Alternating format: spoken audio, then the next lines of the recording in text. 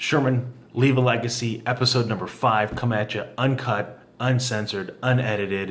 You're going to get it to me as I'm getting it. Super passionate about this last one. Those of you know, interview a lot of people on a regular basis, from right out of college to 50 years old, still trying to find their career, and that just baffles my mind. You're basically 15 years away from retirement, and you still don't know what you want to do with your life professionally. What were you doing the last 30? Let's get it together. So one thing I want people to start thinking about, and I will be honest, I'll probably get a lot of negative comments in regards to this conversation, but just hear me through on the entire thought process. Is we need to rethink college altogether. The education system, it's junk, because kids are coming out. The next bubble here at first here is education. It's out of control. I've sat down with people with PhDs and master's degrees that have literally hundreds of thousands of dollars of debt, and they make in the $60,000 and less range. They will not pay that debt off for years to come. It's insane how much debt they've accumulated. The interest continues to compound and compound and compound, and the amount of minimum payments that they're making on it just aren't getting there to ever overcome it. And so I even heard that there's baby boomers now retiring with student loan debt. That's insane to me. Here's the problem, is that probably back in the 70s and 80s, there was a massive push to be able to get into college. It basically became your, if you want an entry-level job in corporate America, you needed to have a 4-year degree education. And then those employers were willing to be able to work with you, train you right out of college.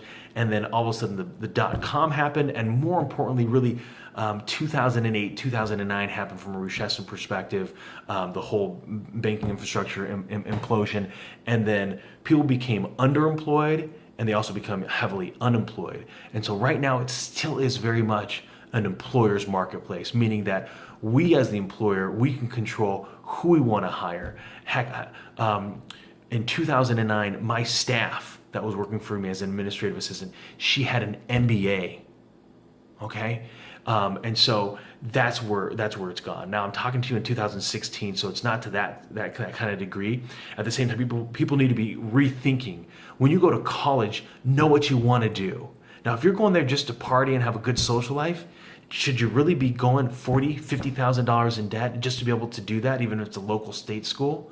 Rethink that. If you're trying to get something technical out of it, accounting, attorney, medical, there's technical schools.